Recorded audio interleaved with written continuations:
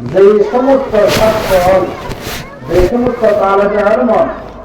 যখন বাড়ির বাইরে ইলম অর্জন করে আল্লাহ হাদিস ফরমান আল্লাহ রাব্বুল আলামিন তার প্রতিটি কদমে কদমে এক এক বছরের সওয়াব আল্লাহ তাআলা দান করে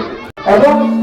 প্রতিটি কদমে কদমে জান্নাতের মধ্যে আল্লাহ এক একখান শহর নির্মাণ করিব এবং জমিনের মধ্যে যত প্রাণী আছে গর্তের পৃথিবীতেও চলে গেলে সমুদ্রের মাছ পর্যন্ত তার মাগফিরাত কামনা করিব আল্লাহ ক্ষমা প্রার্থনা করিব। হাদিসের শেষাংশে হাদিসের শেষে রাসূলুল্লাহ ফরমান ওই সমস্ত তালেবে ইলম যারা ইলম অর্জন করবেন বাড়ির বাইরে গেলে বুঝে অবহাসা আইয়ে তারা বলছে কি দুনিয়ার মধ্যে থাকতে জান্নাতের সার্টিফিকেট দাঁড়ি তারা দুনিয়ার মধ্যে আল্লাহ রাব্বুল আলামিনের ওই বান্দাও কি